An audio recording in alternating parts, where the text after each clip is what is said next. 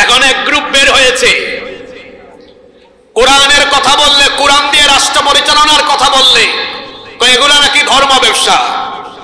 এটা ধর্ম ব্যবসা নয়। আমার নবী তো 10 বছর মদিনা চালিয়েছেন কার আইন দিয়ে? জোরে বলেন, কার আইন দিয়ে? তা আপনি রাসূলের উম্মত, আপনি এটার বিরোধিতা কেন করবেন? আমার নবী এই কোরআন দিয়ে যেভাবে মসজিদে নববীতে তেলাওয়াত করে নামাজে ইমামতি করেছেন, এই একই কিতাব দিয়ে মদিনার রাষ্ট্রকে তিনি 10 বছর পরিচালনা করেছেন। আমরা তার উত্তরসূরি, আমরা তার উম্মত, আমরা তারই আদর্শ বাস্তবায়নের লক্ষ্যে আল্লাহর দ্বীন কায়েমে কাজ করব। আপনি এটাকে ধর্ম ব্যবসা বলেন এই কারণে, কারণ আপনার চেতনার ব্যবসায় ভাটা পড়েছে। নতুন করে চেতনার ব্যবসায় নামাজ ধান্দা করিয়েন না। 17 বছর চেতনার ব্যবসা করে যারা দেশ থেকে পালিয়েছে, পুনরায় কেউ যদি চেতনার ব্যবসা করে ধর্মকে আর মুক্তিযুদ্ধকে বিপরীতমুখী দাঁড় করায়, তাহলে তাদের পরিণতিটা কত ভয়ঙ্কর হবে কল্পনাও করতে পারবে না। চোখের সামনে আপনি পরিণতি দেখে বুঝি এখনো টের পান নাই গো। ধর্ম আর মুক্তিযুদ্ধকে আলাদা করবেন না। মুক্তিযুদ্ধের চেতনা, এদেশের মানুষের আসল চেতনা হলো ইসলাম। এদেশে প্রতিদিন পূর্ব দিক থেকে সূর্য উঠে আল্লাহু আকবারের মাধ্যমে, সূর্য ডুবেও যায় আল্লাহু আকবারের মাধ্যমে। এটা শাহজালাল, শাহপরান, শাহ মাহদুম রাহিমাহুমুল্লাহ, পীর মাশায়েখ, ওলিয়া উলিয়া, আলেম উলামা আর 90% মুসলমানের ইসলামের বাংলাদেশ। ইসলামের বিরুদ্ধে কথা বলে নিজেদের শিকড়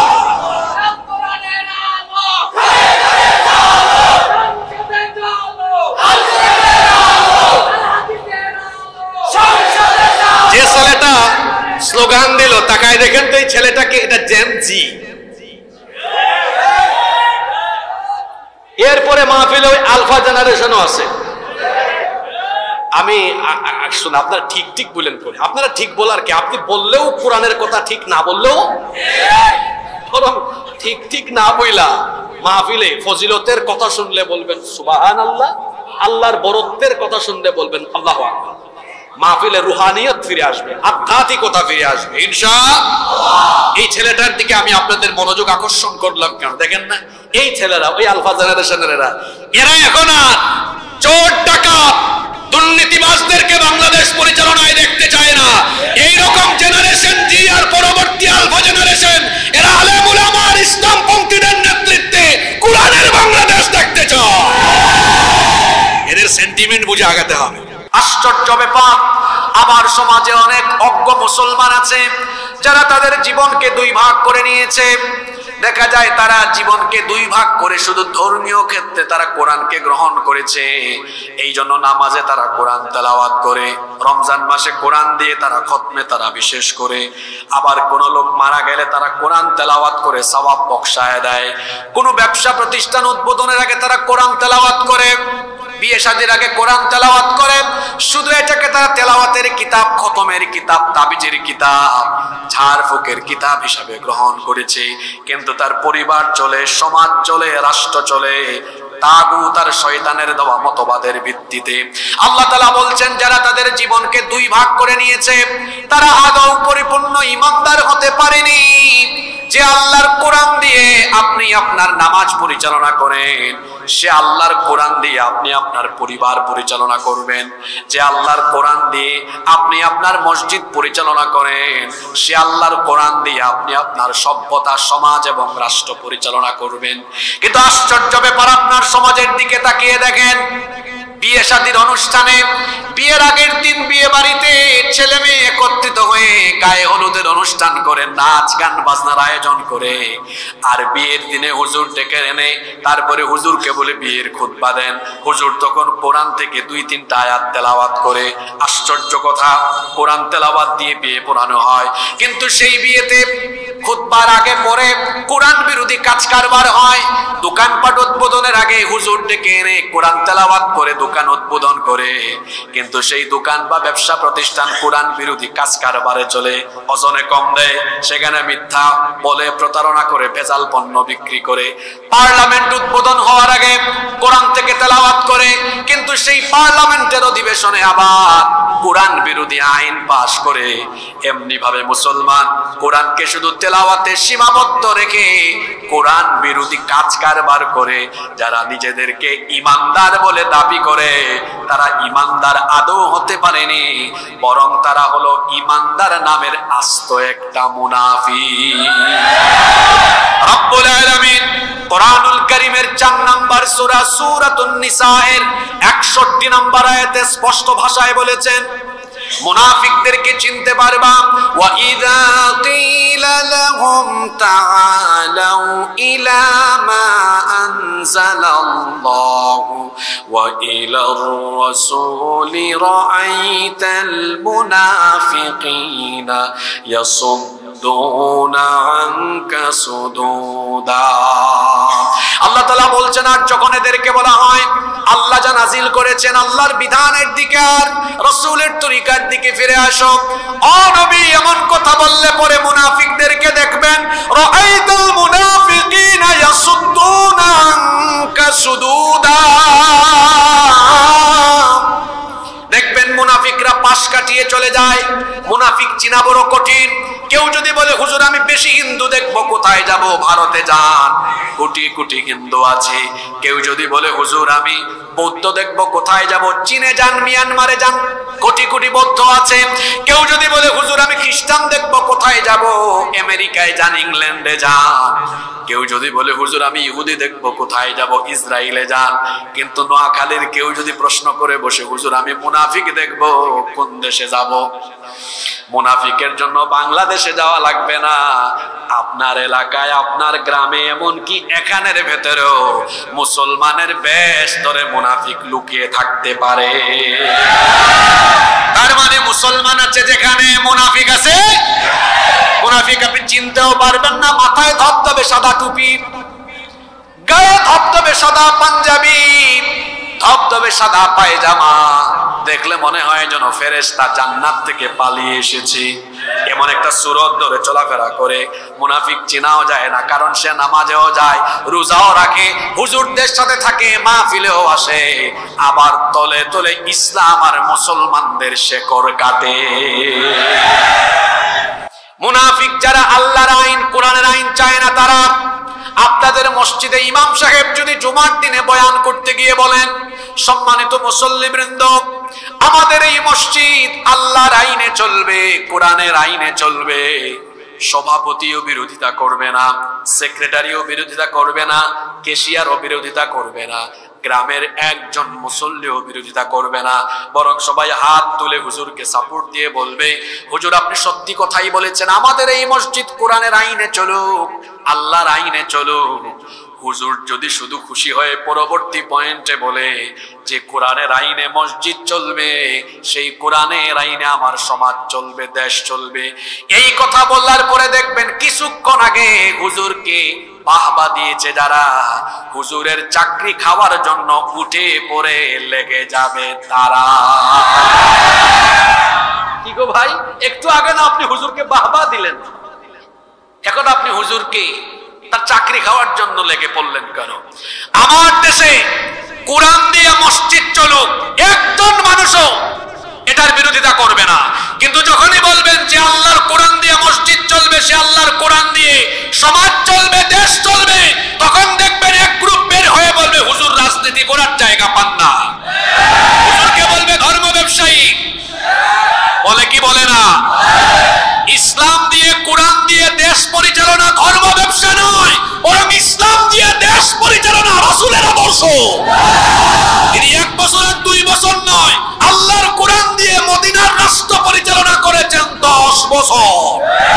সেই কোরআন দিয়ে রাষ্ট্র পরিচালনার কথা বলা, কোরআন দিয়ে রাষ্ট্র প্রতিষ্ঠার আন্দোলনে শামিল হওয়া, এটা ধর্ম ব্যবসা নয়, বরং ধর্ম ব্যবসায়ী তারা নির্বাচন আসতে পরে টুপিদারি লাগাইয়া ধর্মীয় লেবাস পরে যারা,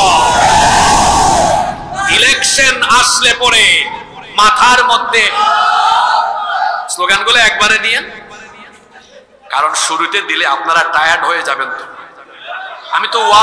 আমি তো ওয়াজ মোটামুটি 1 ঘন্টা করি, এখন আমি প্রথম রাউন্ডে আসছি, তো প্রথম রাউন্ডে টায়ার্ড হয়ে গেলে ফাইনালে গিয়ে কি করবেন?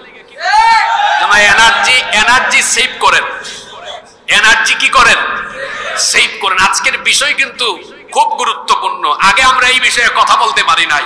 নতুন বাংলাদেশে নতুন আঙ্গিকে কথা হবে ইনশাআল্লাহ। নোয়াখালীর মানুষ যেমন চাই ঠিক ওই রকম একটা বিষয় আজকে আছে ইনশাআল্লাহ। মনোযোগ থাকবে তো? সম্মানিত ভাইয়েরা, এখন এক গ্রুপ বের হয়েছে, কোরআনের কথা বললে, কোরআন দিয়ে রাষ্ট্র পরিচালনার কথা বললে এগুলা নাকি ধর্ম ব্যবসা। এটা ধর্ম ব্যবসা নয়। আমার নবী তো 10 বছর মদিনা চালিয়েছেন কার আইন দিয়ে? জোরে বলেন, কার আইন দিয়ে? তা আপনি রাসূলের উম্মত, আপনি এটার বিরোধিতা কেন করবেন? আমার নবী এই কোরআন দিয়ে যেভাবে মসজিদে নববীতে তেলাওয়াত করে নামাজে ইমামতি করেছেন, এই একই কিতাব দিয়ে মদিনার রাষ্ট্রকে তিনি 10 বছর পরিচালনা করেছেন। আমরা তার উত্তরসূরি, আমরা তার উম্মত, আমরা তারই আদর্শ বাস্তবায়নের লক্ষ্যে আল্লাহর দ্বীন কায়েমে কাজ করব। আপনি এটাকে ধর্ম ব্যবসা বলেন এই কারণে, কারণ আপনার চেতনার ব্যবসায় ভাটা পড়েছে। নতুন করে চেতনার ব্যবসায় নামাজ ঠান্ডা করিয়েন না।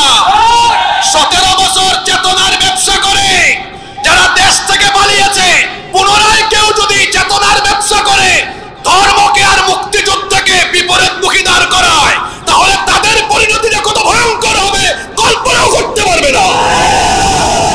চোখের সামনে আপনি পরিণতি দেখে বুঝি এখনো টের পান নাই গো। ধর্ম আর মুক্তিযুদ্ধকে আলাদা করবেন না। মুক্তিযুদ্ধের চেতনা, এদেশের মানুষের আসল চেতনা হলো ইসলাম। এদেশে প্রতিদিন পূর্ব দিক থেকে সূর্য উঠে আল্লাহু আকবারের মাধ্যমে, সূর্য ডুবেও যায় আল্লাহু আকবারের মাধ্যমে। এটা শাহজালাল, শাহপরান, শাহ মাহদুম রাহিমাহুমুল্লাহ, পীর মাশায়েখ, ওলিয়া উলিয়া, আলেম উলামা আর 90% মুসলমানের ইসলামের বাংলাদেশ। ইসলামের বিরুদ্ধে কথা বলে নিজেদের শিকল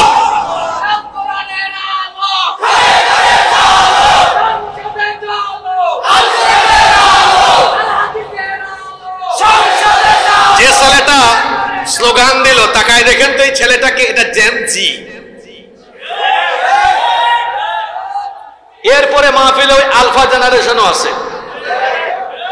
আমি শুন, আপনারা ঠিক বলেন করে, আপনারা ঠিক বলার কি? আপনি বললেও কোরআনের কথা ঠিক, না বললেও বরং ঠিক না বইলা মাহফিলে ফজিলতের কথা শুনলে বলবেন সুবহানাল্লাহ, আল্লাহর বরত্বের কথা শুনলে বলবেন আল্লাহু আকবার।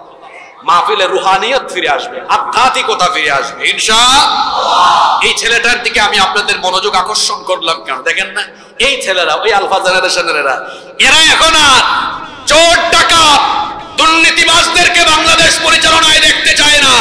এইরকম জেনারেশন জি আর পরবর্তী আলফা জেনারেশন, এরা আলেম উলামা আর ইসলামপন্থীদের নেতৃত্বে কোরআনের বাংলাদেশ দেখতে চায়। এদের সেন্টিমেন্ট বুঝে আগাতে হবে, নইলে গুল খাবেন আপনি। আল্লাহ বুঝার তৌফিক দান করেন।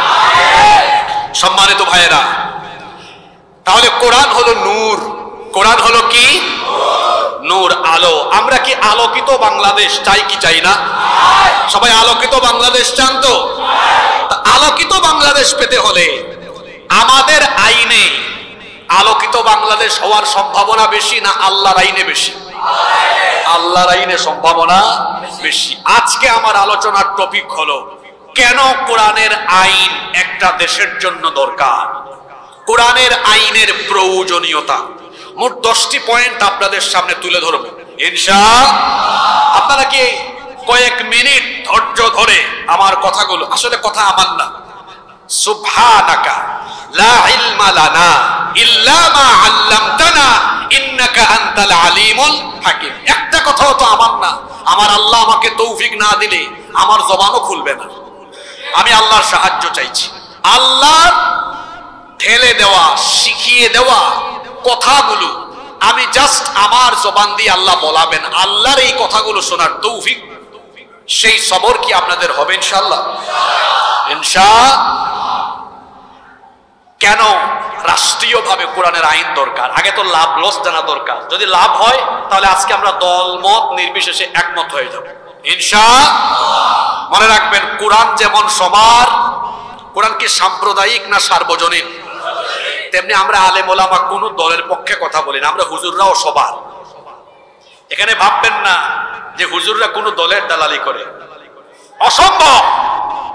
আমরা মানুষদেরকে আল্লাহর কোরআনের দিকে ডাকি আর রসুলের দিকে ডাকি। আমরা কোন নেতা নেত্রী দলের পূজা করি না, কারো অন্ধ আনুগত্য করি না, কারো দিকে মানুষকে ডাকি না। আমরা শুধু মানুষকে ডাকি মহান আল্লাহর দিকে, আর ডাকি আমার নবীর দিকে। সুবহানাল্লাহ। তো নিরপেক্ষ মন মগজ নিয়ে আমরা আজকে শুনবো ইনশাআল্লাহ।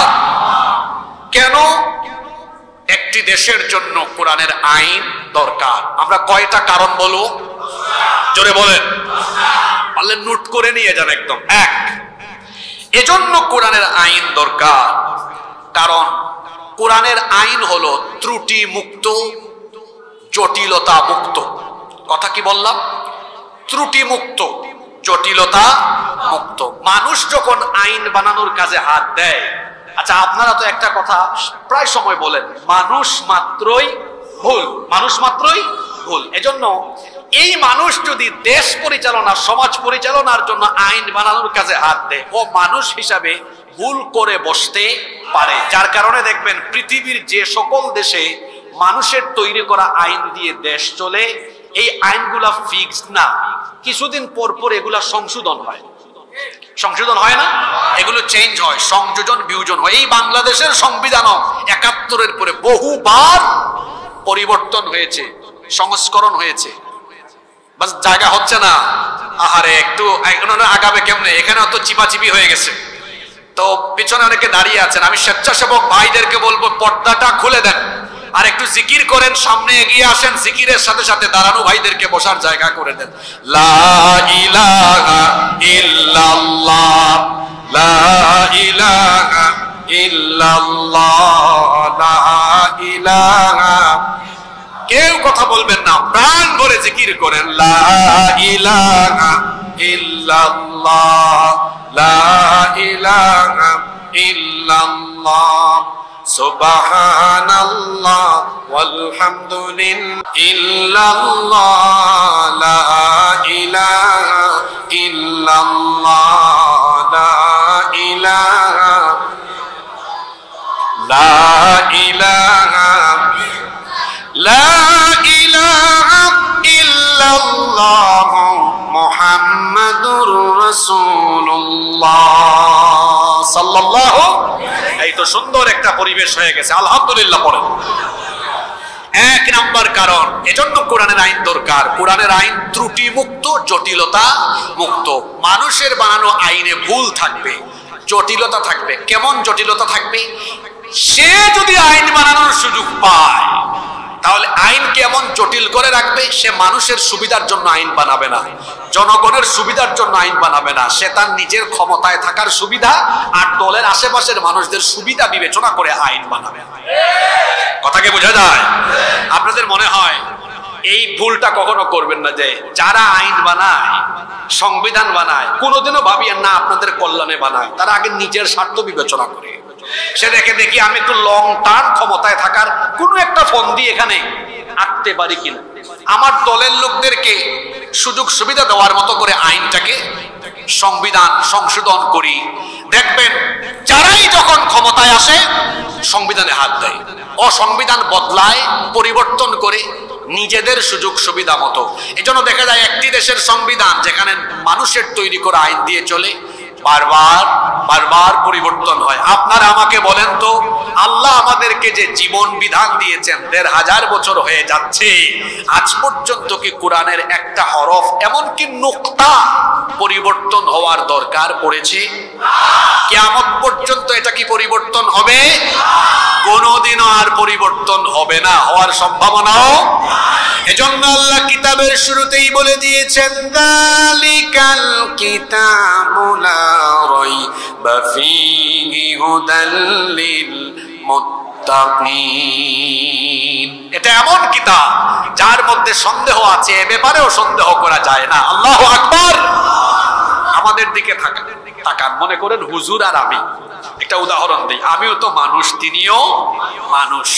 প্রথমে আমরা এই চর হাজারি পরিচালনার জন্য হুজুরকে দায়িত্ব দিলাম যে হুজুর আপনি আমাদের চর হাজারি চালান। তো এই চর হাজারি পরিচালনা করার জন্য তো কিছু আইন কানুন বানাইতে হবে। এখানে চুরি করলে কি, ডাকাতি করলে কি, জিনা বদমাইশি করলে কি।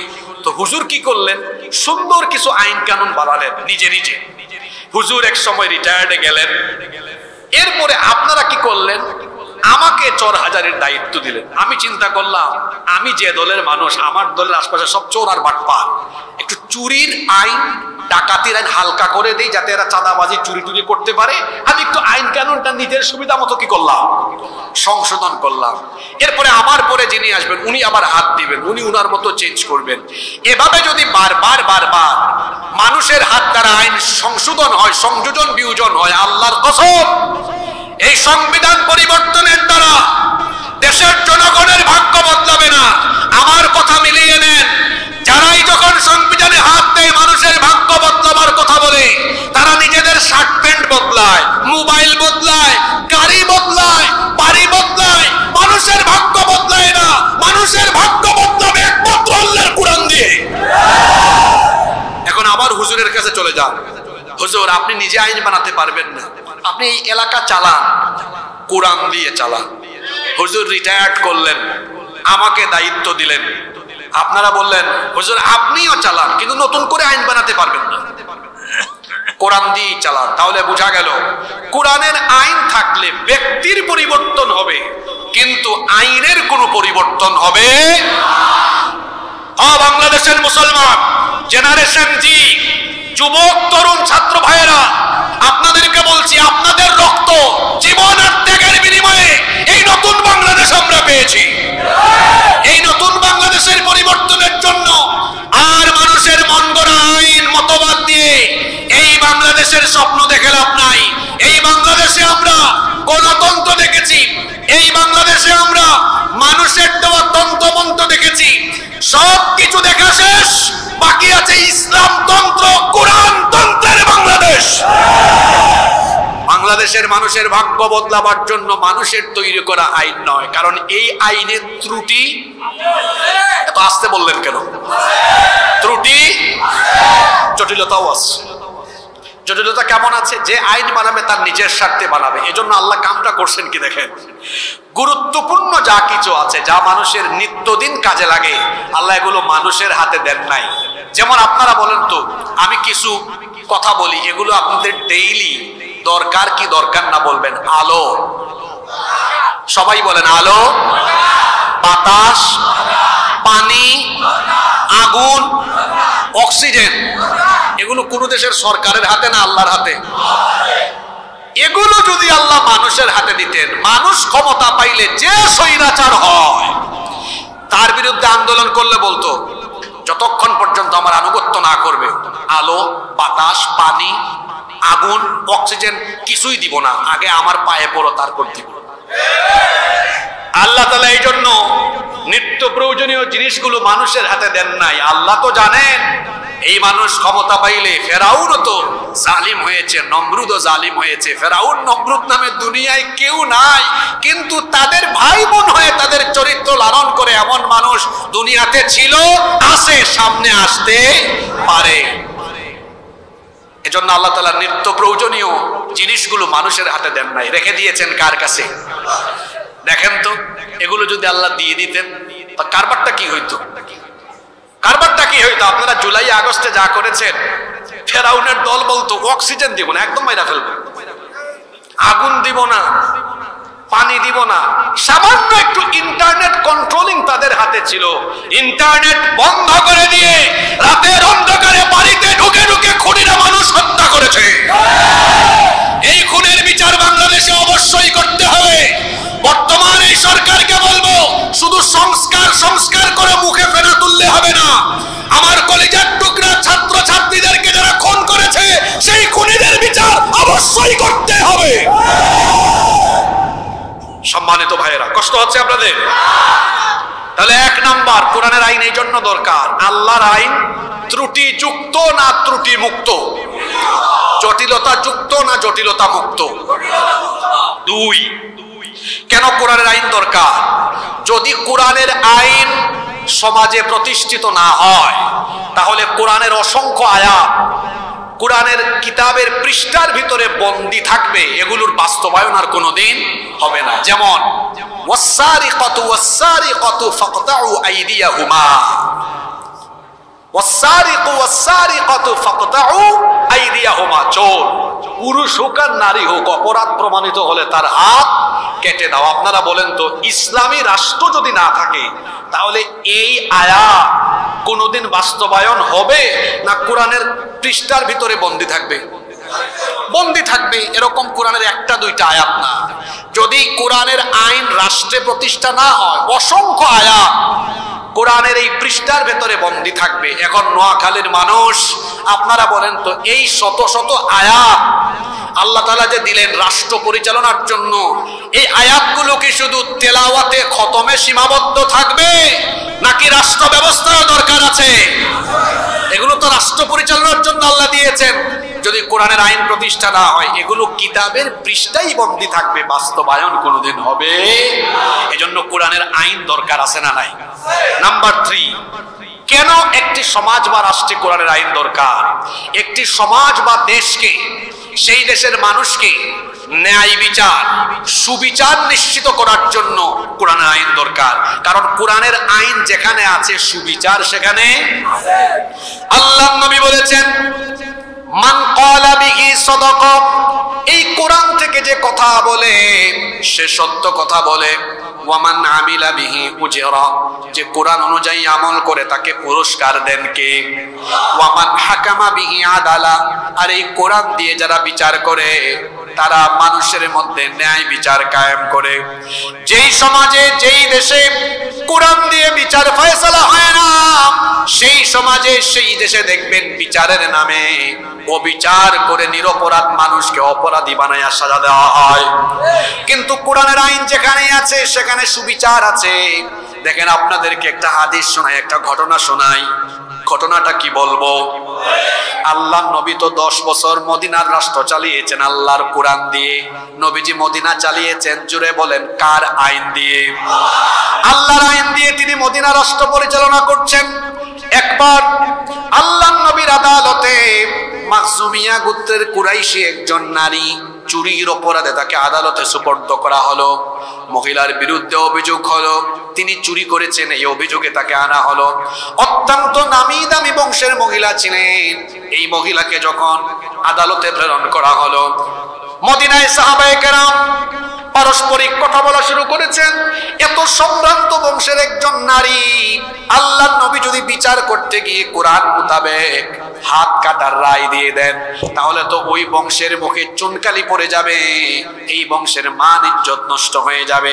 সাহাবায়ে কেরাম একসাথে বসে পরামর্শ করছেন, আল্লাহর নবীর কাছে সুপারিশ নিয়ে যাওয়া দরকার, যাতে করে নবীজি বিচারের রায় দেওয়ার সময় এই বংশের মান সম্মানের কথা বিবেচনা করে রায় যেন একটু হালকা করে দেন, যাতে বংশের মান ইজ্জত বাঁচে। কিন্তু কে নবীজির কাছে সুপারিশ নিয়ে যাবে? একজনেরও সাহস হয় না। অবশেষে সাহাবায়ে কেরাম উসামা ইবনে যায়েদ রাদিয়াল্লাহু আনহুকে বললেন, ও আমাদের ভাই উসামা, তোমাকে তো নবীজি বড় পছন্দ করেন, মহব্বত করেন, ভালোবাসেন, তুমি নবীজির কাছে সুপারিশ নিয়ে যাও, তুমি গেলে হয়তো নবীজি তোমার কথা রাখবেন।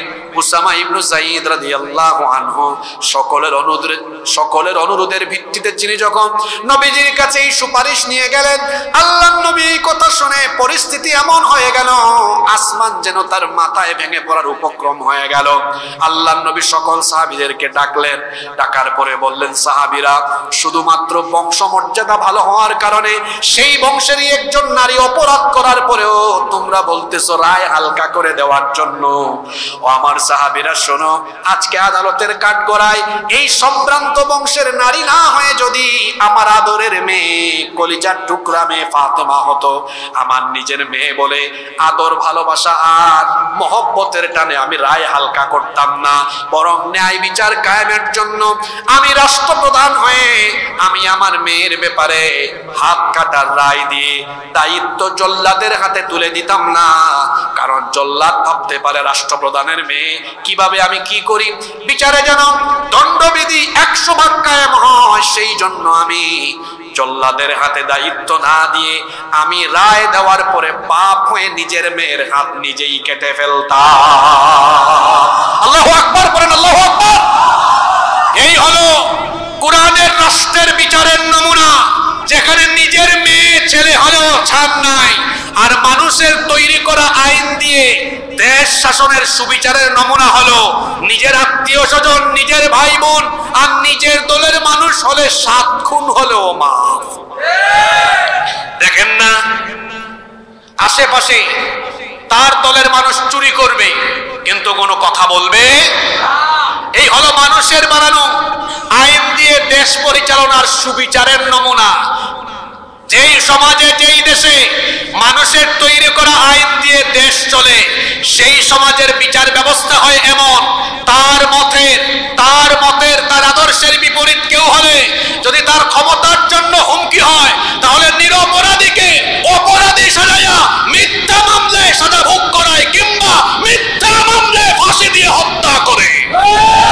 সেরকমই হয়েছে কোরআনের পাখি শহীদ আল্লামা দেলোয়ার হোসেন সাঈদীর ব্যাপারে।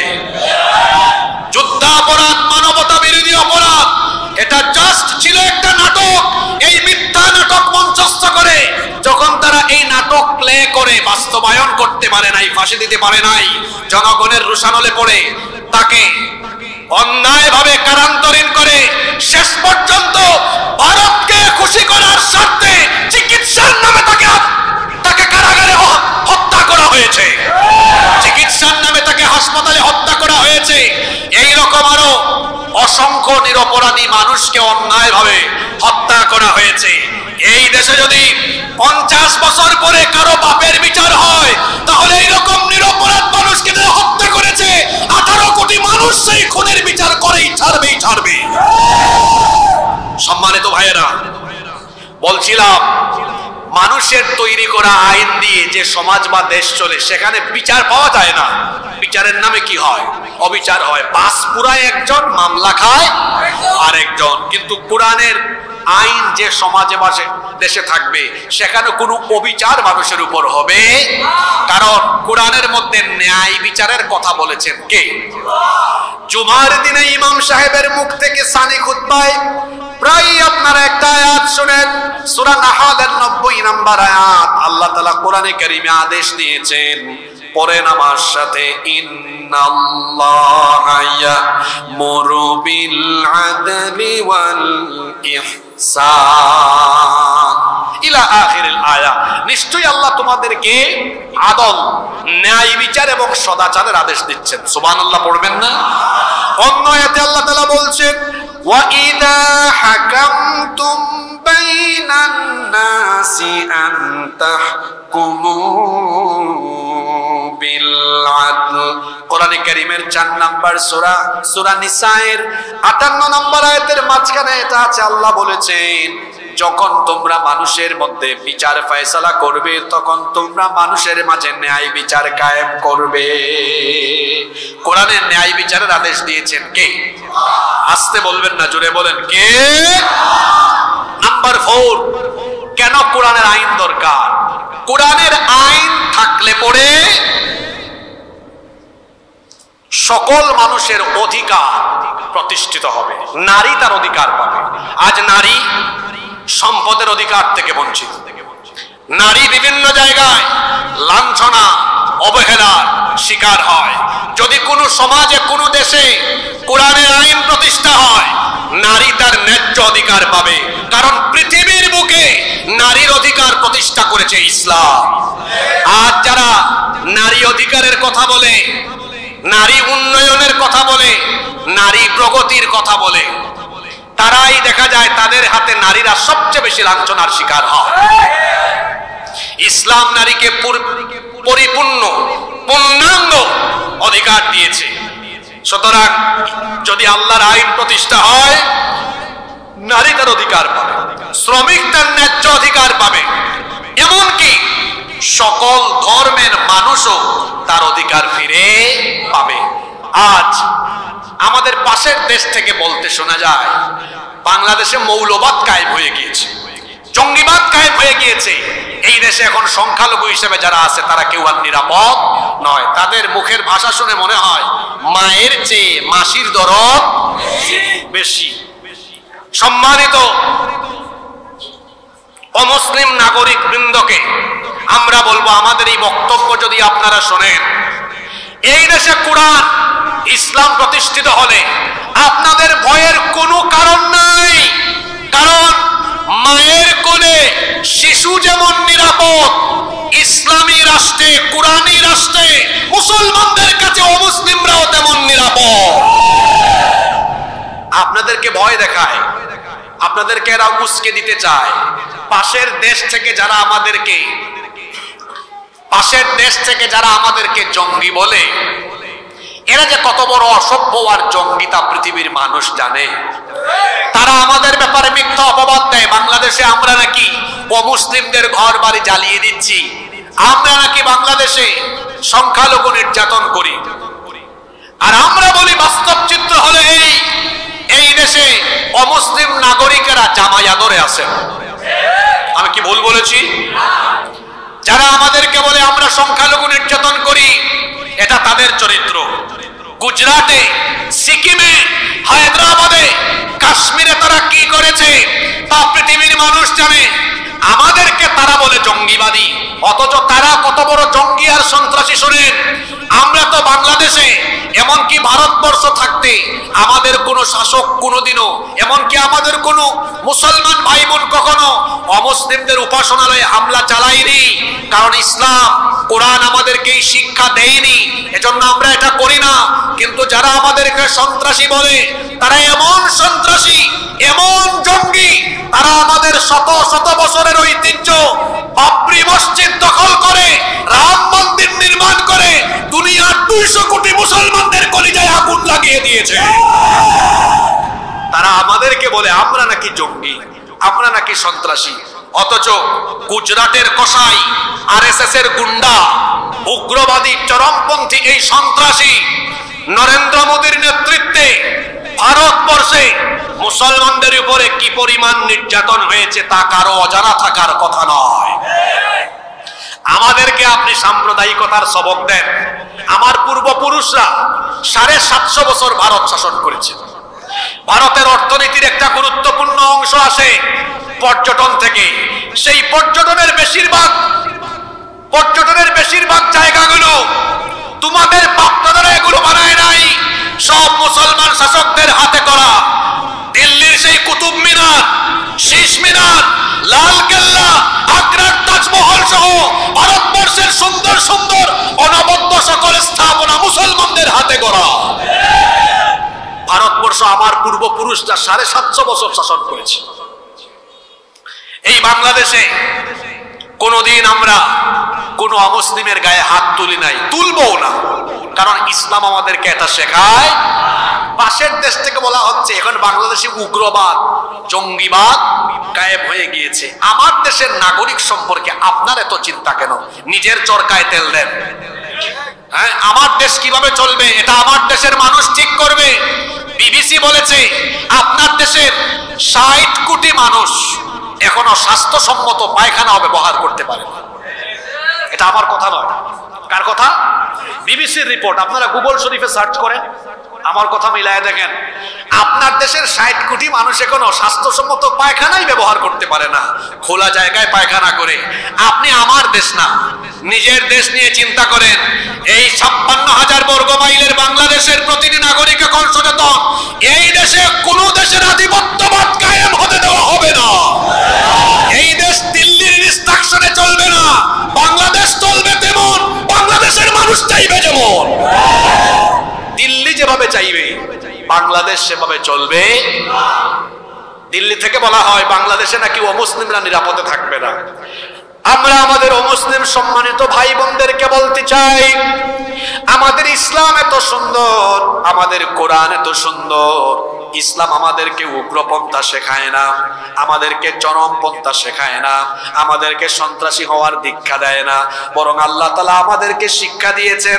কোরআনুল কারীমের 60 নম্বর সূরা সূরা মুমতাহিনা এর 8 নম্বর আয়াতে আল্লাহ বলছেন, লা ইয়ানহাকুমুল্লাহু আনিল্লাযীনা লাম ইউকাতিলুকুম ফিদ الدين ولم يخرجوكم من دياركم أن تبروهم وتقسطوا إليهم إن الله يحب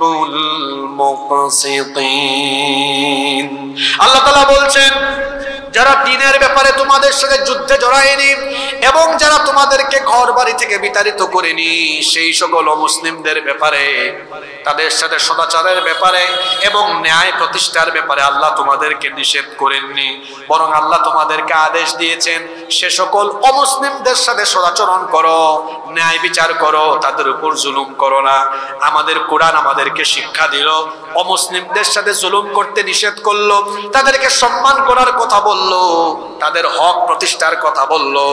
আবার অন্য আয়াতে আল্লাহ বলেছেন, অমুসলিমদের উপাস্যদেরকে তোমরা গালি দিও না, কারণ তোমরা যদি তাদের দেবতাদেরকে, উপাস্যদেরকে গালি দাও, অজ্ঞতাবশত তারাও তোমাদের আল্লাহকে গালি দিয়ে বসবে, এজন্য এমনটা করো না।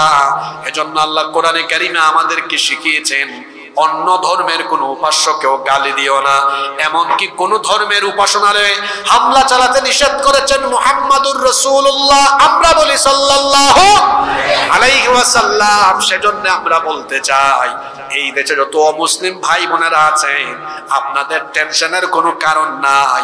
এই দেশে ইসলাম যদি কায়েম হয়ে যায়, অমুসলিমরা আরো বেশি নিরাপত্তা পাবে,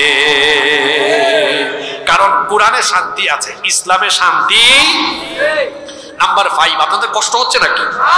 আমরা কি আর 20 মিনিটের মতো থাকতে পারবো না? কষ্ট হচ্ছে আপনাদের? আমার তো আরো গুরুত্বপূর্ণ কথা রয়ে গেছে, ফাইনাল রাউন্ডের আগে এনার্জি শেষ করে। নাম্বার 5, কেন কোরআনের আইন দরকার? কোরআনের আইন এই জন্য দরকার, কোরআনের আইন প্রতিষ্ঠা হলে পরে মানুষ তার মত প্রকাশের স্বাধীনতা আর ধর্ম পালনের স্বাধীনতা পাবে। যেই সমাজে মানুষের আইন থাকে সেখানে দেখা যায় মত প্রকাশ করা যায় না, যদিও বাক স্বাধীনতার কথা বলা হয়, কিন্তু দেখবেন আপনি স্বাধীনভাবে মতামত ব্যক্ত করলে লাগাম টেনে ধরা হয়। এবং যদিও বলে ধর্ম পালনের অবাধ সুযোগ দেওয়া হবে, আপনারা বলেন তো, বুকে হাত দিয়ে বলেন, গত 17 বছর নিরাপদে নির্বিঘ্নে মাহফিল আয়োজন করে, মসজিদে হোক, মাদ্রাসায় হোক, কিংবা যে কোনো পরিবেশে হোক, দ্বীনি কথা বলতে পেরেছেন? জোরে বলেন, বলতে পেরেছেন? বাংলাদেশে যদি কোরআনের আইন প্রতিষ্ঠা হয়, কোরআনের নীতি হলো লাকুম দীনুকুম ওয়ালিয়া দীন। যদিও আমার দেশে এক রাবেয়া বসরি ছিলেন, তিনি একবার পার্লামেন্টের ভেতরে বলেছিলেন, বুখারী শরীফে আছে লাকুম দীনুকুম ওয়ালিয়া দীন। এটা বুখারী শরীফে না কোরআনে কারীমে? তারপরে আবার আরে বাপরে বাপ, ইবনে কাসিরের চেয়ে আরো বড় তাফসীরকারক অর্থ করেছেন লাকুম দীনুকুম ওয়ালিয়া দীন, ধর্ম যার যার, উৎসব সবার। ইন্না লিল্লাহি ওয়া ইন্না ইলাইহি রাজিউন। আমার দেশে এই জাতের লোক অনেক বেশি। আউযুবিল্লাহ বিসমিল্লাহ পড়তে গেলে ভুল করবে 30টা 40টা। তারা দেখা যায় আলেমদেরকে কটাক্ষ করে কথা বলে, মুখে লাগাম দেন, মুখে লাগাম দেন। মানুষকে সম্মান দিলে আপনার সম্মান বাড়িয়ে দিবেন কে? লাকুম দীনুকুম ওয়ালিয়া দীন, ধর্ম যার, উৎসব তোমাদের, দিন তোমাদের। লাকুম দীনুকুম ওয়ালিয়া দীন, তোমার দিন তোমার, তোমার ধর্ম তোমার, আমার ধর্ম আমার। আল্লাহ তাআলা বলেছেন লা ইকরাহা ফিদ্দীন, দ্বীনের ব্যাপারে কোনো জোর জবরদস্তি নাই।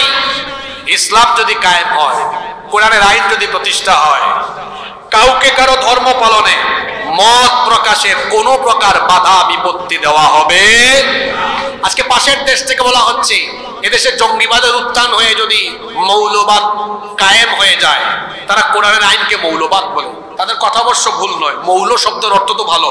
মৌল মানে মূল, মূল হলেন আল্লাহ, মূল হলেন রসুল, মূল হলো কোরআন, মূল হলো সুন্নাহ। তো আমরা তো মূলের উপরেই আছে, মূলের উপর থাকলে ভালো, কারণ যে গাছের মূল শিকড় ভালো থাকে ওই গাছ বেঁচে থাকে, যে গাছের মূল ঠিক থাকে না ওই গাছ বেঁচেও থাকে। পাশের দেশ থেকে বলা হয় এই দেশে ইসলাম কায়েম হলে, কোরআন কায়েম হলে অন্যান্য ধর্মের মানুষ সঠিকভাবে ধর্ম পালন করতেই পারবে না। এজন্য তারা দরদি হয়ে, আপনারা দেখছেন না বেশ কিছু ইন্ডিয়ান চ্যানেল বাংলাদেশের ব্যাপারে মিথ্যাচার রটনা করেই যাচ্ছে। ওই যে রিপাবলিক বাংলা এক চ্যানেল আছে, ওর নাম ময়ূখ রঞ্জন। ব্যাং যেমন লাফায় সেও তেমন লাফায়। তারপর ডিসপ্লেতে বাংলাদেশের মানচিত্র এনে বলে এই যে বাংলাদেশের চট্টগ্রাম, রংপুর, সিলেট বাংলাদেশের চিকেন স্ন্যাক, আমরা এটা দখল করে ফেলবো, 5 মিনিট লাগবে। হে ময়ূখ রঞ্জন, চট্টগ্রাম, সিলেট আর রংপুর তোর বাপ দাদার নাকি? এই দেশের মানচিত্রের দিকে কেউ যদি কালো হাত বাড়ায়, সেই কালো হাতকে আমরা ভেঙে চুরে টুকরা টুকরা করে দিব। নোয়াখালীবাসী আমরা মুসলমান, আমরা যুদ্ধপ্রিয় নই, আমরা শান্তিপ্রিয়। আপনাদের মনোযোগ আছে? গুরুত্বপূর্ণ কিছু কথা যুবকদের উদ্দেশ্যে বলবো। যুবক ভাইরা আছেন তো? কি বললাম? আমরা যুদ্ধপ্রিয় নই, আমরা কি প্রিয়? জোরে বলেন, কি প্রিয়? শান্তিপ্রিয়। আমরা কাউকে আক্রমণ করি না, তবে আমাদের স্বভাব হলো আক্রান্ত হলে আমরা কাউকে ছেড়েও দেই না। আপনি আমার দেশের মানচিত্র গিলে ফেলবেন আর আমরা বসে থাকবো, বুঝি না? হিসাব করে তারা হিসাব মিলায় কয় বাংলাদেশ পারবে না আমাদের সাথে। আপনাদের মনোযোগ আছে তো? এরা এই ধরনের কথা বলতেছে না? কয় তো তাদের জনসংখ্যা কম, মিলিটারি কম, সাবমেরিন কম, যুদ্ধ জাহাজ কম, মানে সব কম, আমাদের কিছু নাই, তাদের সব। পাগলের দল। আমাদের কাছে এমন এক জিনিস আছে যা তোমাদের কাছে নাই। আমাদের ঈমান আছে, তোমাদের ঈমান নাই। আমাদের এই ঈমানের চেতনার সামনে দাঁড়িয়ে থাকার দুঃসাহস পৃথিবীর কারো নাই। কারণ আল্লাহর কোরআনে সূরা আনফাল 8 নম্বর সূরা, আয়াত নাম্বার 65, যাদের ঈমানের ব্যাটারি ফিউজ হয়ে গিয়েছিল ব্যাটারিটা চার্জ করে দেন। সূরা আনফাল, সূরার নাম কি? কয় নাম্বার সূরা? 8 নম্বর সূরা, আয়াত নাম্বার 65। বাড়িতে গিয়ে বাংলা অর্থ সহ ব্যাখ্যা সহ পড়বেন, ব্যাটারি চার্জ করে নিবে। আল্লাহ ওখানে কি বলেছে? ইয়াকুম মিনকুম 20 সাবিরুনা ইয়াগলিবু মিআতাইন। ও মুসলমানরা, পৃথিবীতে কোনোদিন মুসলমানরা সংখ্যা দিয়ে বিজয়ী হয় নাই। মুসলমানরা বিজয়ী হয়েছে ঈমানী চেতনায় দাঁড়িয়েছে, আল্লাহ তার ফেরেশতা পাঠিয়ে সাহায্য করেছেন। সুবহানাল্লাহ। আচ্ছা, বদরে আমাদের সংখ্যা কম ছিল না কাফিরদের সংখ্যা বেশি ছিল? বিজয় দিয়েছেন আল্লাহ কাকে? জোরে বলেন কাকে? তো আমরা কি সংখ্যা দিয়ে বিজয়ী হয়েছি না ঈমান দিয়ে? সুবহানাল্লাহ কি বাড়ি গিয়ে বলবেন? ওয়া ইয়াকুম মিআতুন ইয়াগলিবু আলফাম মিনাল্লাযীনা কাফারু।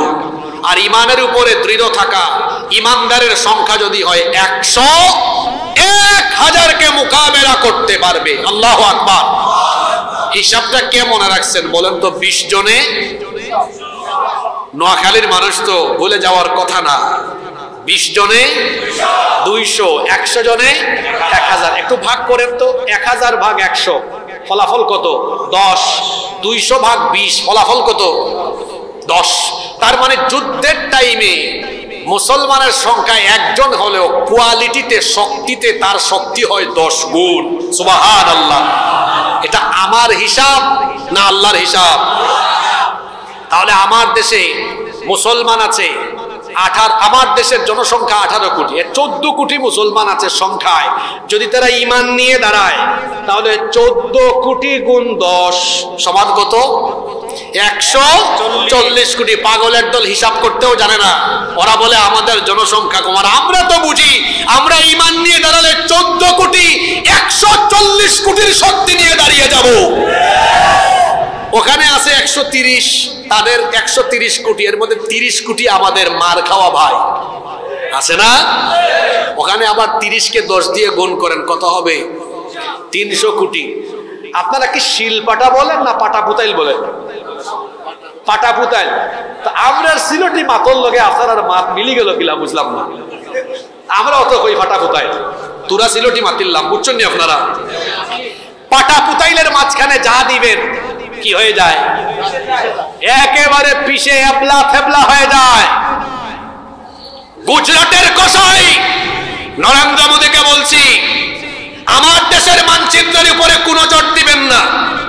আমরা আগেই বলেছি আমরা যুদ্ধপ্রিয় নই, আমরা শান্তিপ্রিয়। কিন্তু আপনি অশান্তির দাবানল জ্বালাতে জ্বালাতে যদি আমাদের গায়ের উপর আপনি চলে আসেন, তখন তো আমরা যদি দাঁড়িয়ে যাই 14 কোটি 140 কোটির শক্তি নিয়ে, ওইদিকে 30 কোটি 300 কোটি, মোট দুই দিক থেকে যখন 440 কোটি চাপ মারবে, পাটা পুতাইলের মাঝখানে ঢুকলে যা হয়, এই 440 কোটির মাঝখানে ঢুকলে উগ্রবাদীরা এবলা থেবলা হয়ে যাবে। এখানে এই কথা শেষ নয়, আরেকটি হাদিস আপনাদের কাজ মনে করিয়ে দিয়ে যাই। এই হাদিসটি এসেছে নাসাই শরীফে, হাদিসটি এসেছে ইবনে মাজাহ শরীফে। আমার নবী বলেছেন, ইসাবাতান মিন উম্মতি আহরাজাহুমাল্লাহু মিনান নার। আমার উম্মতের দুইটা দলকে আল্লাহ তাআলা জাহান্নাম থেকে মুক্তি দিয়েছেন, বিনা হিসাবে আল্লাহ তাদেরকে জান্নাত দিবেন। সুবহানাল্লাহ, সবাই কইতে পারলেন না? রাসূল বলেছেন আমার উম্মতের দুইটা দলকে আল্লাহ জাহান্নাম থেকে মুক্তি দিবেন। জোরে বলেন তো কয়টা? এই দুই দলে আপনারা থাকতে চান কি চান না? দেখেন তো থাকার সুযোগ আছে কিনা। এক, ইসাবাতুন তাগজুল হিন্দ। এখানে আলেম ওলামারা বসে আছেন। ইসাবাতুন তাগজুল হিন্দ, যারা হিন্দুস্তানের বিরুদ্ধে যুদ্ধ করবে। হাদিসটা 1500 বছর আগে। তার মানে রাসূল জানতেন হিন্দুস্তানে একটা পবিত্র যুদ্ধ অনুষ্ঠিত হবে। নবীজি বলে গিয়েছেন হিন্দুস্তানের বিরুদ্ধে ওই যুদ্ধে অংশ নেওয়া প্রতিটি মুসলমানকে আল্লাহ জাহান্নাম থেকে মুক্তি দিবে। হাদিস বুঝতে পারলে বলেন তো, যুদ্ধে শহীদ হওয়া না অংশ নেওয়া? যদি বলেন শহীদ হওয়া না অংশ নেওয়া? আমি আবারও বলছি আমরা যুদ্ধ চাই না, কিন্তু কেউ যদি যুদ্ধ বাঁধিয়ে দেয়, হিন্দুস্তানিরা যদি আমাদের বিরুদ্ধে যুদ্ধকে অনিবার্য করে ফেলে, গাজওয়াতুল হিন্দের সেই চেতনা নিয়ে এদেশের আবাল বৃদ্ধ বনিতা যুবক তরুণ ছাত্ররা সবাই মিলে যখন শাহাদাতের চেতনা নিয়ে নেমে যাবে, ইউনুস সাহেব বলেছেন 7 সিস্টারের কথা, আর আমি বলছি রাসূল বলেছেন গাজওয়াতুল হিন্দ হবে। হিন্দুস্তানের পবিত্র যুদ্ধে অংশ নেওয়া প্রতিটি মুসলমানকে আল্লাহ মাফ করবেন। এই চেতনা নিয়ে যখন বাংলাদেশের 14 কোটি মুসলমান পবিত্র এই যুদ্ধে অংশগ্রহণ করবে, ভারতের মানচিত্র টুকরা টুকরা হয়ে গিয়ে দিল্লিতে কালেমার পতাকা উড়িয়ে দেওয়া হবে।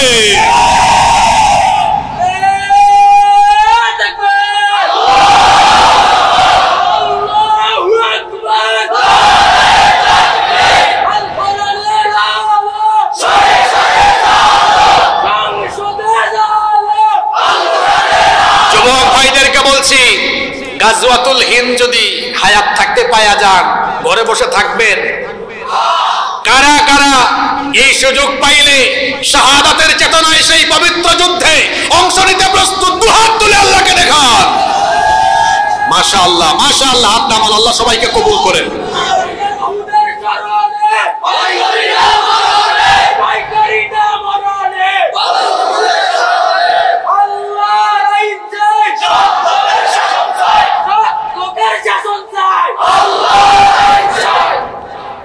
সুন্দর স্লোগান হয়েছে, কিন্তু যে জায়গায় যেটা দরকার ওইটা হবে। এখানে তো গাজওয়াতুল হিন্দের কথা বলেছি, এখানে সবচেয়ে সুন্দর স্লোগান হবে সাবিলুনা সাবিলুনা আল জিহাদ। আর জিহাদ শুনলে ভয় পাইয়েন না, সন্ত্রাস আর জিহাদ এক জিনিস নয়। সন্ত্রাসবাদ হারাম, জিহাদ এসেছে সন্ত্রাসকে নির্মূল করার জন্য। তো এক দলের কথা শুনবেন, আরেক দলের কথা শুনবেন না। দুই দলকে আল্লাহ জাহান্নাম থেকে মুক্তি দিবেন। কয় দল? এক দল তো পাইলাম, আর এক দল আছে না, ওইটা আবার কোনটা? রাসূল বলেছেন ওয়া ইসাবাতুন তাকুনু মা ঈসা ইবনে মারইয়াম আলাইহিস সালাম। যারা ঈসা আলাইহিস সালাম, আচ্ছা একজন নবী তো মারা যান নাই, তাকে আল্লাহ আবার পাঠাবেন। ওই নবীর নাম কি?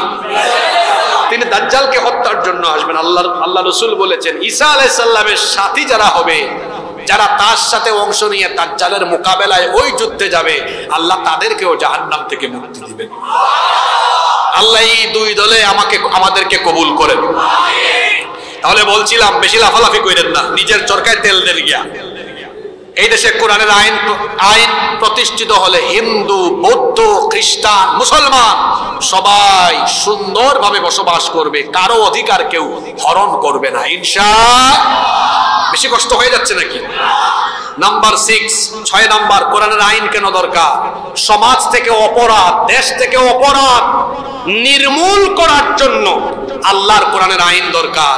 আপনারা বলেন তো, চুরির আইন, ডাকাতির আইন, ব্যভিচারের আইন, ধর্ষণের আইন, ফৌজদারি, দেওয়ানি, সকল বিধিবিধান এই কোরআনে আছে না নাই? আমার সমাজে মানুষের তৈরি করা আইন দিয়ে চুরির বিচার হয়, ডাকাতির বিচার হয়, দেশে চোর কমে না, ডাকাত কমে না, বরং দেখা যায় যাদেরকে চোর ডাকাত দমনের দায়িত্ব দেওয়া হয়েছে, পুলিশকে দায়িত্ব দেওয়া হলো চোর ডাকাত ধরার জন্য। আমার দেশে দেখলাম আমরা বেনজির, বিপ্লব আর ভাতের হোটেলের মালিক হারুন, তারা নিজেরাই চোর হয়ে দেশের কোটি কোটি টাকা চুরি করেছে। তো চুরি নির্মূলের দায়িত্ব যারা দিলেন ও তো নিজেই চোর। আমি কি ভুল বলেছি নাকি?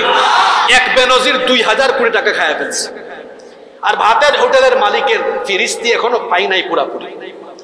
একটা হোটেল ছিল না আমাদের দেশে, ওই হোটেলের নাম কি? জোরে বলেন।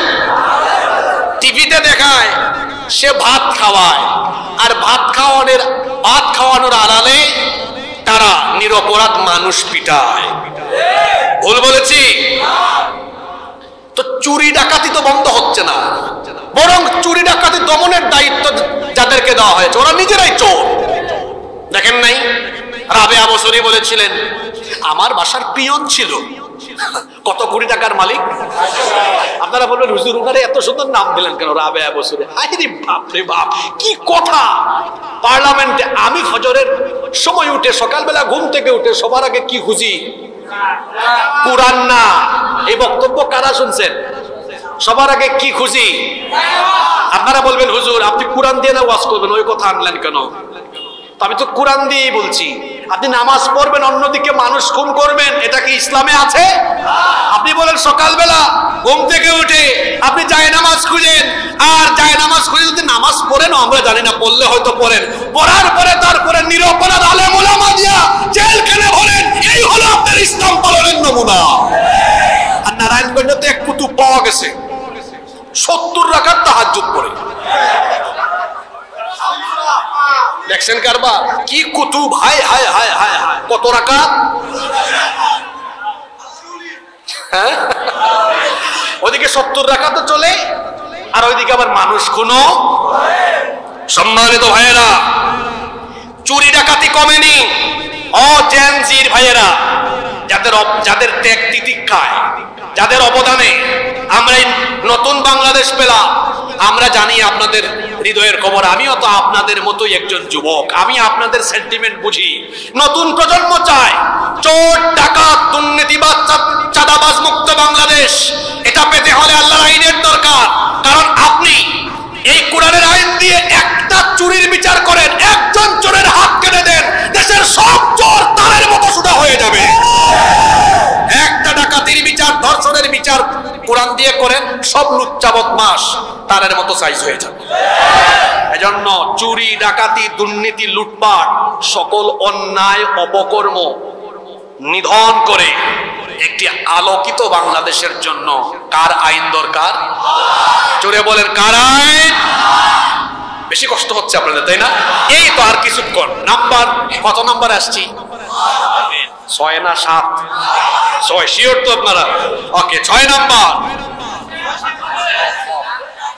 ঠিক আছে, আপনাদের মনোযোগ টেস্ট করলাম না। আমার ঠিক আছে, আমি আবার নোট ছাড়া কথা বলি, কারণ মাহফিলের নোট ছাড়া উঠলে এলোপাতারিক কথা হবে। কিছুক্ষণ এইদিকে, কিছুক্ষণ আপনাদের মনোযোগ আছে কিনা আমি দেখতেছি। 6টাই বলছি, ঠিক আছে। এখন 7। বেকার আছে না এখানে? বেকার আছে না? ইসলাম কায়েম হলে সবচেয়ে বেশি লাভ বেকার হলে। কেন? ইসলাম কায়েম হলে একজন বেকার থাকবে না, সব পয়সাওয়ালা হয়ে যাবে। সুবহানাল্লাহ। এটা কি চাপাবাজি না বাস্তবতা?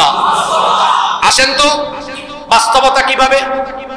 দেশে যদি কোরআনওয়ালা সরকার কায়েম হয় তো আল্লাহর বিধান হলো আল্লাযীনা ইম্মাক্কান্নাহুম ফিল আরদি আকামুস সালাতা ওয়া আতাউস যাকাতা ওয়া আমারু বিল মা'রুফি ওয়া নাহাউ আনিল মুনকার ওয়ালিল্লাহি আকিবাতুল উমুর। আল্লাহ তাআলা বলছেন, যদি জনপদে মুমিনদেরকে দায়িত্ব দেওয়া হয় তাহলে তাদের কাজ হবে 1 নম্বরে নামাজ কায়েম করা, 2 নম্বরে যাকাত ভিত্তিক অর্থনীতি চালু করা।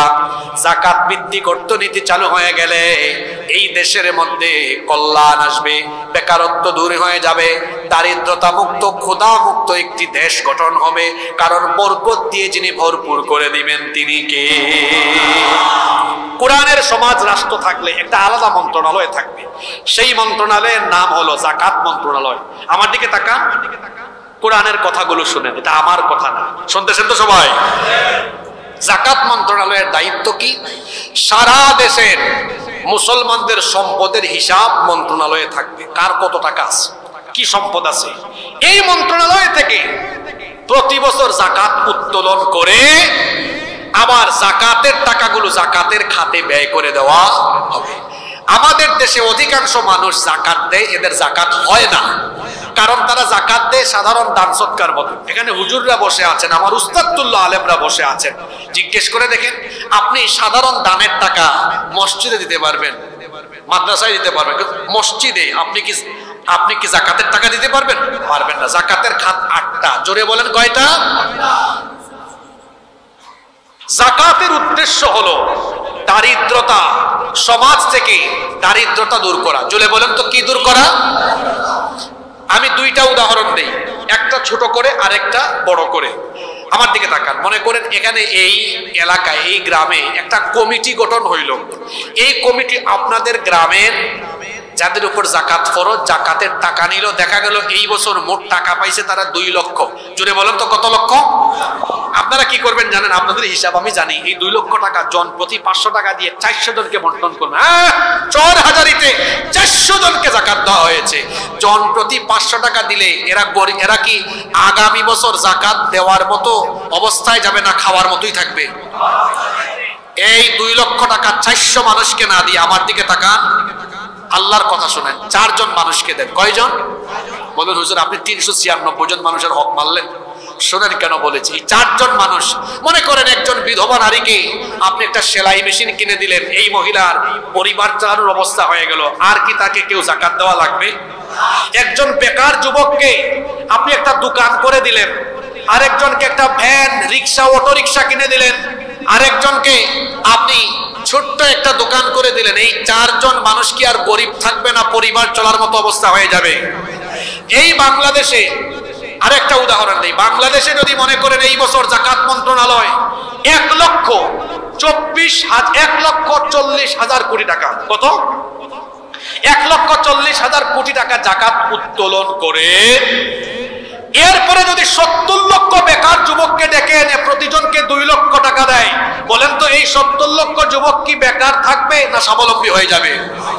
এই বছর যদি এইরকম করে যদি যাকাতের আলোকে যাকাত মন্ত্রণালয়ের মাধ্যমে যাকাত কালেক্ট করে বেকারত্ব দূরীকরণের জন্য কাজ করা হয়, আমি চ্যালেঞ্জ করে আজকে নোয়াখালীর এই ময়দান থেকে বলে গেলাম, 10 বছর পরে বাংলাদেশে একজন গরিব মানুষ আপনি খুঁজেও পাবেন না। এবার আসেন আলেমদেরকে সাক্ষ্য রেখে বলি, পৃথিবীর বুকে এই রকম পরিবেশ আগে কি হয় নাই? ওমর ইবনে আব্দুল আজিজ রহমতুল্লাহ আলাইহির জামানায় মানুষ যাকাতের পয়সা নিয়ে রাস্তায় রাস্তায় ঘুরেছে, যাকাত দেওয়ার মতো কোনো মানুষ পায়? সুবহানাল্লাহ। এই রকম একটি দারিদ্রতা মুক্ত বাংলাদেশ পেতে হলে কোরআনের শাসনের দরকার আছে না নাই? আপনাদের কষ্ট হচ্ছে? আপনারা কি আর 7-8 মিনিট থাকতে পারবেন না? আচ্ছা, আপনাদের বাড়ি বেশি দূরে না আমার বাড়ি বেশি দূরে? সবাই বলেন। তা আপনারা যদি আমারে ফেলে রেখে চলে যান তাহলে হবে? যাওয়ার চলে দরকার তো আমার আগে, কারণ আমার বাড়ি বেশি দূরে, আপনার বাড়ি কাছে। একটু পরে আমরা 7-8 মিনিট পরে মোনাজাত করলে আপনাদের বাড়িতে পৌঁছতে 10-20 আধা ঘন্টা লাগবে, 10-20 মিনিট আধা ঘন্টা, আমার যাইতে অনেক সময় লাগবে। তো আপনারা আগে যাওয়া ভালো না আমি আগে যাওয়া ভালো? আপনারা আগে যাওয়া ভালো। তাহলে নোয়াখালীর মানুষ অতিথি পরায়ণ, তারা মেহমানদেরকে সম্মান করে। নোয়াখালীর ইতিহাস ঐতিহ্য তো সবাই জানে।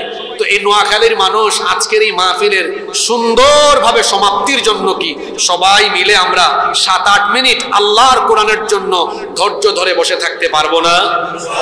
কথা দিলেন তো পারবেন? একজন মানুষ উঠা বসা করবেন না, আমরা মুনাজাত করে একসাথে এখান থেকে বিদায় নিব ইনশাআল্লাহ। আমি আপনাদের সকলের কাছে এই সহযোগিতা চাচ্ছি, আমরা কেউ উঠবো না ইনশাআল্লাহ। তো 7টা তো বলেই ফেলছি, আর 3টা 7-8 মিনিট বলবো কথা।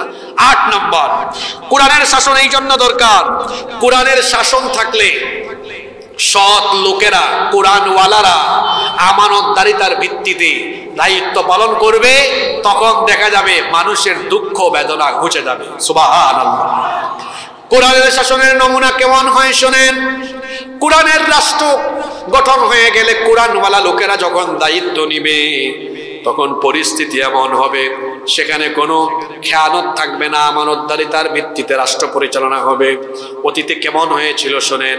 ওমর ইবনে খাত্তাব রাদিয়াল্লাহু আনহু, তিনি তো সামান্য কোনো ইউনিয়নের আয়তনের মতো ছোট্ট আয়তনের কিংবা কোনো সংসদীয় আসন বা ছোট্ট কোনো দেশের রাষ্ট্রপ্রধান ছিলেন না, অর্ধ পৃথিবী শাসন করেছেন। খেয়াল করে ঘটনাটা শোনেন, তিনি অর্ধ পৃথিবী শাসন করছেন। একদিন তিনি ঘরের ভেতরে মোমবাতির আলো জ্বালিয়ে কাজ করছেন। সেই যুগে তো কারেন্টের এইরকম লাইট ছিল না, মোমবাতির আলো জ্বালিয়ে কাজ করছেন। এমন সময় তার কিছু আত্মীয় স্বজন দেখা করতে এসে দরজায় নক করলেন, ভেতরে ঢুকতে চাইলেন। তিনি থামিয়ে দিলেন, বললেন একটু দাঁড়াও। তার সামনে থাকা মোমবাতির আগুন ফু দিয়ে নিভালেন, নতুন করে আরেকটি মোমবাতিতে আগুন ধরালেন। তারপরে বললেন, এবার তোমরা ভেতরে আসো। এরা ভেতরে ঢুকে জিজ্ঞেস করলো, আমিরুল মুমিনিন, আপনার সামনে তো মোমবাতিতে আগুন ধরানো ছিল, সেটা ফু দিয়ে বন্ধ করে কেন নতুন করে আরেকটা জ্বালালেন? তিনি বললেন, তোমরা আসার আগ পর্যন্ত আমি রাষ্ট্রের টাকায়, জনগণের টাকায় কেনা মোমবাতির আগুন জ্বালিয়ে জনগণের কাজ করছিলাম।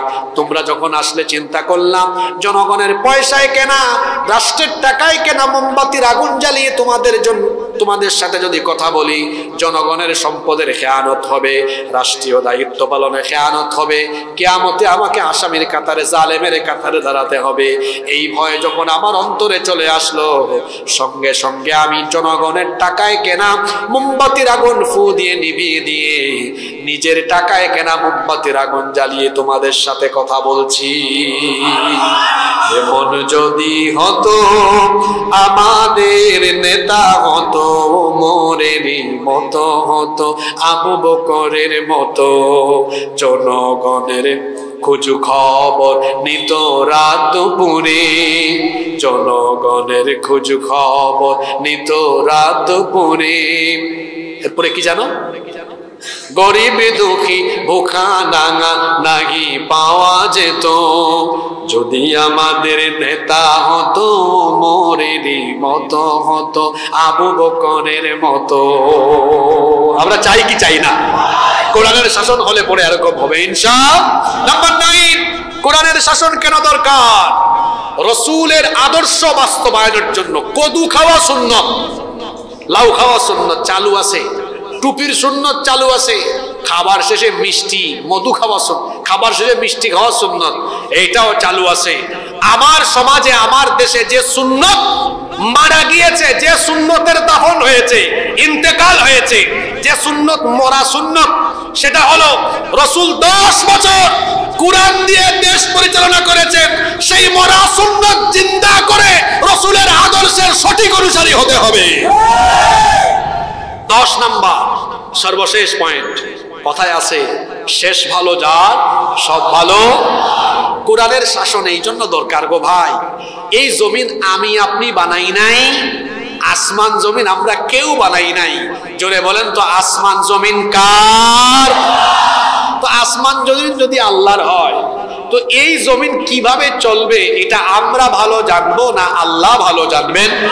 সেজন্যই তো আল্লাহ বলেছেন আলা লাহুল খালকু ওয়াল আমর, সাবধান, সৃষ্টি যার, আইনও চলবে। ইনিল হুকমু ইল্লা লিল্লাহ, আল্লাহ ছাড়া কারো হুকুম চলবে। তো জমিন তো আমরা বানাই নাই, জমিন আল্লাহ। তো এখানে আইন চলবে কি আমার আপনার বাপ দাদার? এই জমিনে আমরা কার আইন চাই? আল্লাহর আইনে আমাদের লাভ না লস? কোরআনের আইনে আমাদের ক্ষতি না লাভ?